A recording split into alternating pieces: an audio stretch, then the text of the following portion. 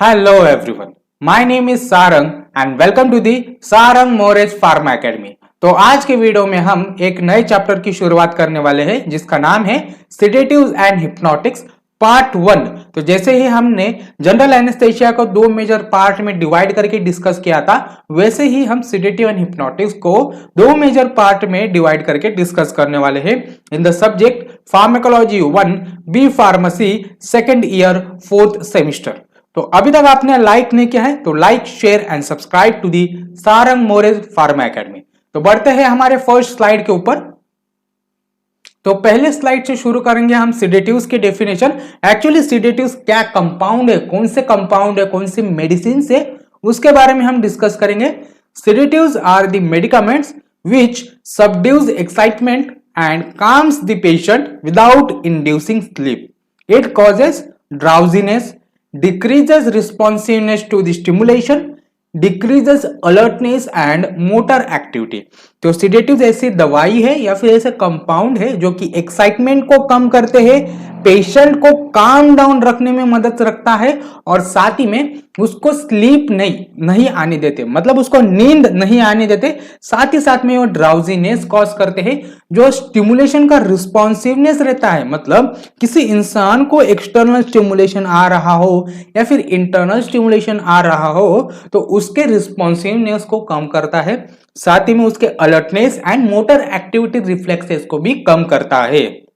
तो जनरली ऐसे पेशेंट जो कि ओवर एक्साइटेड रहते हैं या फिर ADHD जो पेशेंट रहते हैं जिनकी एक्साइटमेंट एकदम ज्यादा रहती है, नॉर्मल से ज्यादा रहती है, उन पेशेंट को या फिर उन इंसानों को हम सेडेटिव्स एज अ मेडिकामेंट देते हैं। उसके बाद नेक्स्ट स्लाइड।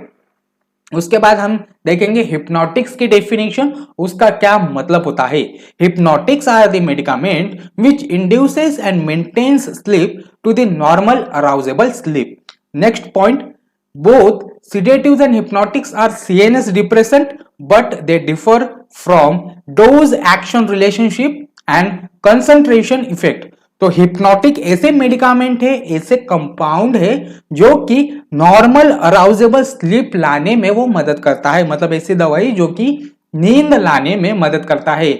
ऐसे बहुत से लोग हैं या फिर ऐसे बहुत से पेशेंट है जिनको एंजाइटी के वजह से या फिर स्ट्रेस के वजह से नींद नहीं आ रही, अनिद्रा की जो कंडीशन रहती है, नींद नहीं आना टेंशन की वजह से, स्ट्रेस की वजह से, उनको नॉर्मल अराउजेबल स्लीप लाने की जो काम हिप्नोटिक्स करते हैं। तो एक्चुअली देखा जाए तो जो सेडेटिव्स एंड हिप्नोटिक्स ये दोनों CNS डिप्रेसेंट है, पर इनका जो एक्शन है ये एक्चुअली डोज एक्शन रिलेशनशिप के ऊपर डिपेंड होता है और साथ ही में कंसंट्रेशन के ऊपर डिपेंड होता है। मतलब देखा जाए अगर हम आने वाले समय में सेडेटिव्स एंड हिप्नोटिक्स के क्लासिफिकेशन देखने वाले हैं, मेडिसिन क्लासिफिकेशन देखने वाले हैं, तो आपको ये समझ में आ चुका होगा कि जो जितने भी कंपाउंड है जो कि सेडेटिव्स और हिप्नोटिक्स के कैटेगरी में काउंट होते हैं वो एक ही दवाई होते हैं। अगर हम उसे कम कंसंट्रेशन में यूज किया जाए तो वो सेडेटिव्स की तरह काम करते हैं और उसकी कंसंट्रेशन बढ़ा दी जाए तो वो हिप्नोटिक्स की तरह काम करते हैं। उसके बाद नेक्स्ट पॉइंट, तो जैसे कि मैंने पहले ही बता दिया था कि जो सेडेटिव्स एंड हिप्नोटिक्स मेडिकामेंट का जो क्लासिफिकेशन है वो कोई अलग अलग नहीं है, वो एक जैसे ही है, मतलब हमने उनको कंबाइन करके स्टडी करने वाले हैं। तो अगर एक मान लीजिए एक कंपाउंड है जैसे कि बेंजोडाइजिपाइन, अगर हम बेंजोडाइजिपाइन का स्मॉल कंसंट्रेशन यूज करेंगे तो वो सेडेटिव्स की तरह काम करेगा और उसी कंसंट्रेशन को हम बढ़ाएंगे तो वो हिप्नोटिक की तरह काम करेगा।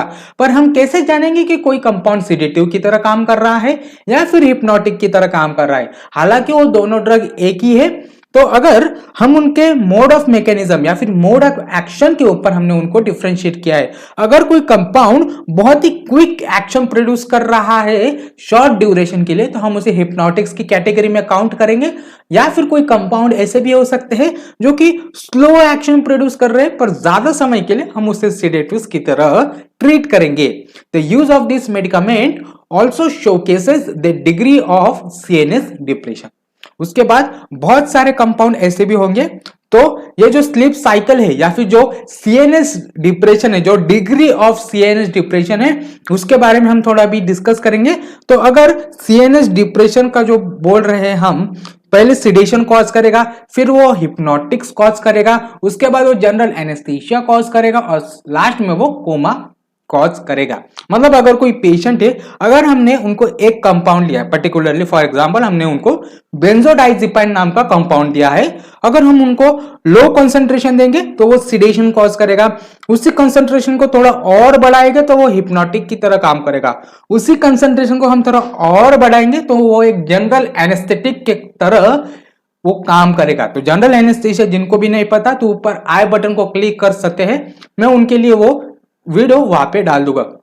तो आपको जानकारी लिए मैं बता दूं कि बेंजोडाइजिपाइन हम जनरल एनेस्थीसिया की तरह भी यूज कर सकते हैं और उसी कंसंट्रेशन को और थोड़ा बढ़ाया जाए, मतलब उसके थेरेपेटिक इंडेक्स से और बढ़ा दिया जाए तो वो पेशेंट कोमा में चला जाता है, या फिर ऐसी कंडीशन होती है जहां पे पेशेंट का कोमा में जाना निश्चित हो जाता है।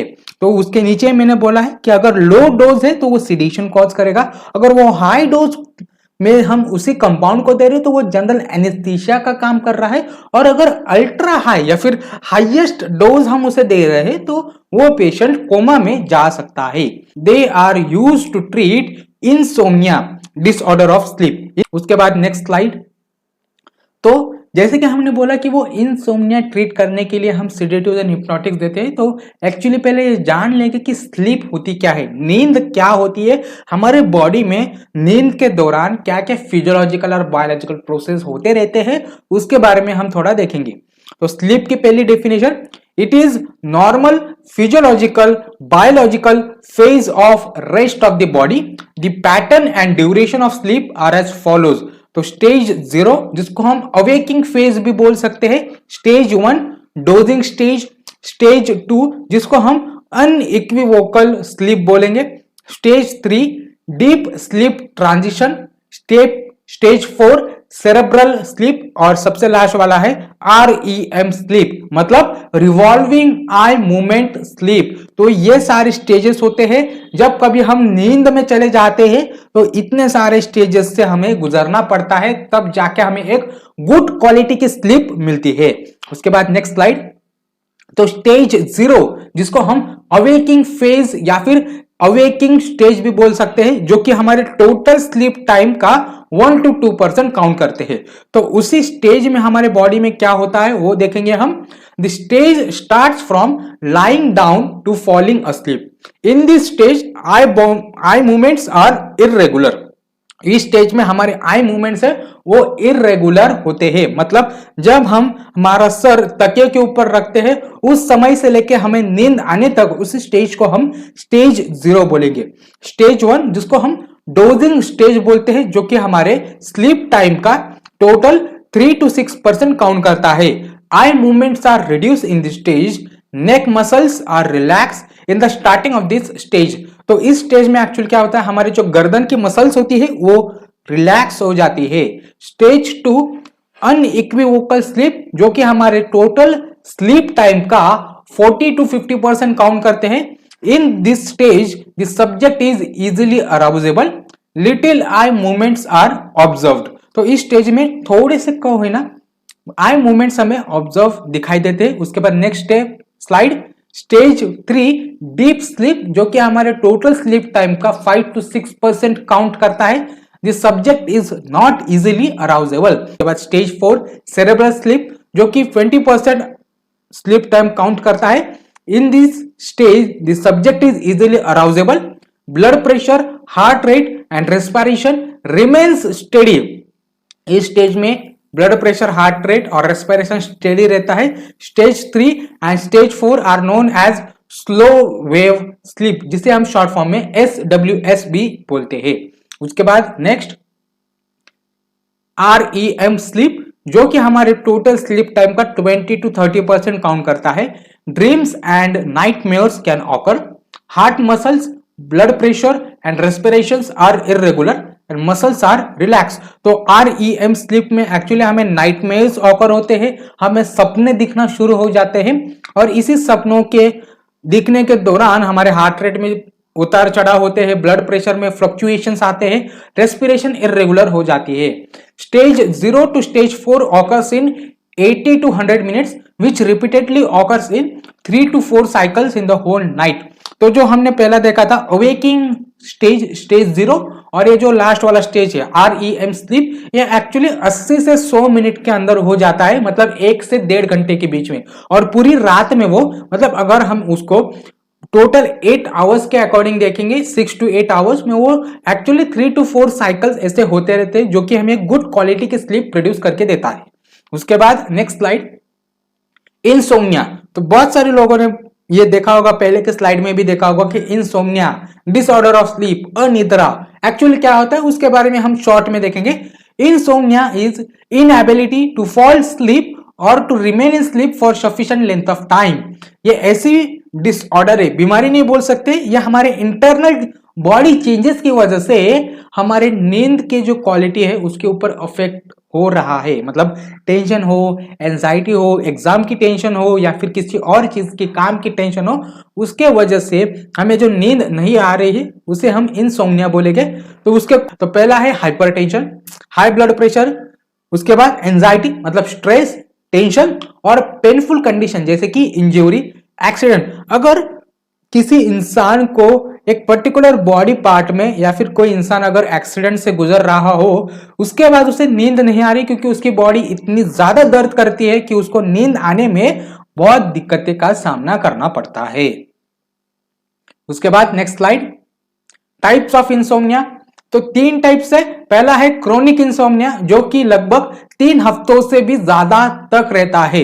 अगर हम उनके रीजंस के बारे में देखेंगे तो psychiatric disorder, alcohol addiction and bronchitis, इन तीनों कारणों की वजह से किसी इंसान को क्रोनिक इंसोम्निया का सामना करना पड़ता है। उसके बाद शॉर्ट टर्म इंसोम्निया जो कि लगभग 3 से 20 दिनों तक होता है और ये लगभग सभी लोगों को होता है। मतलब ज्यादातर देखा जाए जो स्टूडेंट्स होते हैं जिनकी एग्जाम बहुत ही नजदीक आ रही हो, 1 महीने के बाद एग्जाम हो या फिर 15 दिनों के बाद एग्जाम हो, तो वो ज्यादातर इंसान या फिर ज्यादातर स्टूडेंट शॉर्ट टर्म इंसोम्निया का सामना करते हैं, जो कि इमोशनल डिस्टर्बेंसेस जैसे कि हार्ट ब्रेक, एग्जाम का स्ट्रेस, किसी और काम का stress, physical illness and like hypertension. तो जैसे मैंने बोला था कि कॉजेस हाइपरटेंशन की वजह से इंसोम्निया हो सकता है। पेशेंट में वेक अप अर्ली, तो ऐसे बहुत सारे स्टूडेंट्स है जो कि एग्जाम पास आने से वो जल्दी उठ जाते हैं, तो वो शॉर्ट टर्म इंसोम्निया बोलते हैं। वो हालांकि एग्जाम हो जाने के बाद फिर से नॉर्मल हो जाता है। उसके बाद ट्रांजिशन इंसोम्निया 1 से 3 दिनों के बाद, it occurs in the shift workers due to change in the pattern of life. उसके बाद नेक्स्ट स्लाइड, तो सिडेटिव्स एंड हिप्नोटिक्स, ये बहुत ही इंपॉर्टेंट पॉइंट है, इसको आप एक बार लिख के लीजिए, ये क्लासिफिकेशन आएगा ही आएगा। तो पहले कैटेगरी है classification of sedatives and hypnotics की, जो पहली कैटेगरी है बेंजोडाइजिपाइन्स, जिसकी पहली सब कैटेगरी है हिप्नोटिक्स। उसके एग्जांपल है अल्प्राजोलम, लोराजिपाम, डायजिपाम एंड फ्लूनाजिपाम। उसके बाद सेकंड सब कैटेगरी है anti anxiety, example diazepam, chlordiazepoxide, clonazepam, oxazepam. Third sub category anti epileptics, तो उसके एग्जांपल है diazepam and clonazepam. Next slide, जो सेकेंड मेजर कैटेगरी है बार्बिटूरेट्स, उसके एग्जांपल है phenobarbitone, butobarbitone, pentobarbitone, thiopentone sodium and methohexitone sodium. तो barbiturates आपको बहुत ही फैमिलियर लग चुका होगा। Methohexitone, thiopentone sodium, general anaesthesia में हमने भी इसके बारे में बहुत ही डिटेल में डिस्कस किया है, इसके फार्माकोडायनेमिक्स, फार्माकोकाइनेटिक्स के बारे में। नॉन बेंजोडाइजेपिन के बारे में देखेंगे तो वो है झोपिक्लोन, इटिजोलम, झालेप्लोन। अदर हिप्नोटिक्स है मेलाटोनिन, ट्राइक्लोफ्लोस एक्सेट्रा। उसके बाद नेक्स्ट स्लाइड है हमारा बार्बिटूरेट्स एंड बेंजोडाइजेपिन, इनके मैकेनिज्म ऑफ एक्शन कोई अलग अलग नहीं है, इसीलिए बार्बिटूरेट और बेंजोडाइजेपिन के जो मैकेनिज्म ऑफ एक्शन है वो एक जैसे ही है, इसीलिए हम उनको कंबाइन करके पढ़ रहे हैं। तो barbiturates and benzodiazepines are GABA A receptor agonist. This compound open up chlorine channel by binding with GABA A receptor. तो ये ऐसे कंपाउंड है जो कि GABA रिसेप्टर के साथ बाइंड होते हैं, जिसके वजह से क्लोरीन चैनल ओपन होता है और सिडेशन एंड हिप्नोटिक जैसी जो इफेक्ट है वो हमारे बॉडी में दिखाई देना शुरू होता है।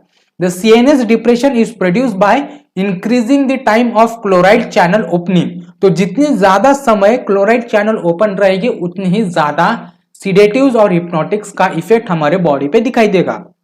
नेक्स्ट पॉइंट है barbiturates and benzodiazepines binds at different sites on GABA A receptor and stimulate it. तो ये जो भले ही उनका मैकेनिज्म ऑफ एक्शन एक ही हो, उनका रिसेप्टर एक ही हो, पर उसी रिसेप्टर के ऊपर इनके बाइंड होने की जो साइट है या फिर बाइंड होने का जो स्पेसिफिक एरिया है वो अलग अलग है।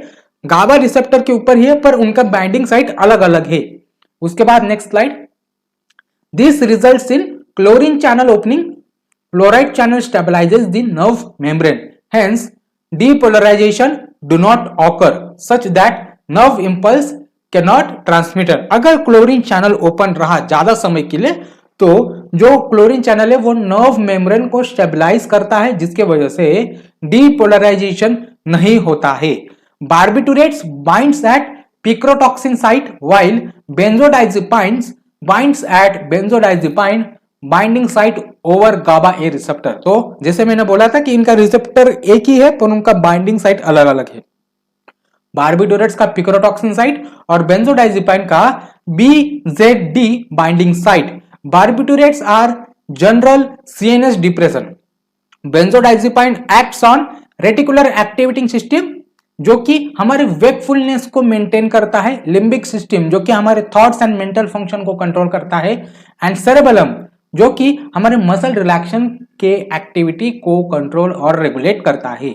उसके बाद नेक्स्ट स्लाइड, फार्माकोलॉजिकल एक्शन देखेंगे हम बार्बिटूरेट्स के। तो पहला फार्माकोलॉजिकल एक्शन है सीडेटिव एंड हिप्नोटिक डोज। अगर 100 ग्राम से कम हो तो वो हिप्नोटिक कॉज करता है।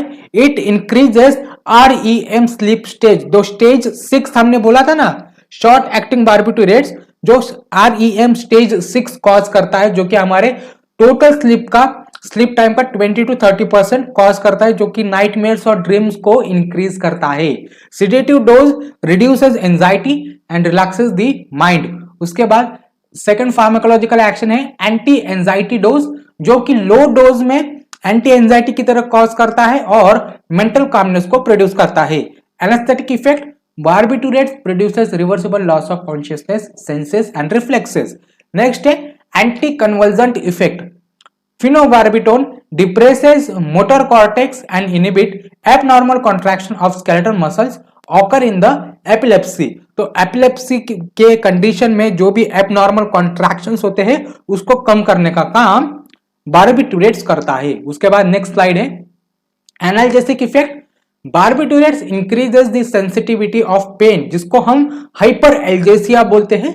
दे reduces the effect of salicylates and paracetamol. बहुत सारी ऐसी कंडीशन होती है जिसमें हमारे बॉडी में न चाहते हुए भी सैलिसिलेट या फिर पैरासिटामोल की कंसंट्रेशन बढ़ जा चुकी होती है। उसी कंडीशन को या फिर उसके कंसंट्रेशन को, उसके इफेक्ट को कम करने के लिए हम बार्बिटूरेट्स देते हैं। उसके बाद skeletal muscle relaxant, it reduces muscle relaxant, मतलब जो भी हमने इनके पहले के स्लाइड में एंटी कन्वर्जन की तरह बोला था, जो कि एपिलेप्सी में अगर एबनॉर्मल कॉन्ट्रैक्शन हो रहे तो उसको रिलैक्स करने का काम बार्बिटूरेट्स करते हैं। Respiration, it reduces respiration rate. CVS, it decreases blood pressure. GIT मतलब gastrointestinal tract, tone and motility of GIT is reduce and peristalsis is retarded. तो ये ऐसी बार्बिटूरेट्स देने के बाद हमारी पेरिस्टाल्सिस रोक दिए जाती है और जो डाइजेशन की प्रोसेस है वो थोड़ी स्लो डाउन हो जाती है। उसके बाद किडनी का देखेंगे, किडनी के ऊपर क्या इफेक्ट शो होता है बार्बिटूरेट के द्वारा, तो वो यूरिन फ्लो को रिड्यूस करता है। तो next slide, so that for it today guys. अभी तक आपने लाइक नहीं किया है तो like, share and subscribe to the Sarang Morris pharma academy. अगर आपको किसी भी पॉइंट के ऊपर डाउट है तो आप मुझे बेझिझक के कमेंट सेक्शन में पूछ सकते हो। मैं पूरी कोशिश करूंगा कि आपका डाउट क्लियर हो सके। और उसके बाद इस वीडियो लेक्चर में हमने बेंजोडाइजेपाइन के मैकेनिज्म ऑफ एक्शन देखा था। आने वाले स्लाइड में हम बेंजोडाइजेपाइन के फार्माकोकाइनेटिक्स, फार्माकोलॉजिकल एक्शन, उसके एडवर्स इफेक्ट को भी पढ़ने वाले हैं। That for it today guys, thank you.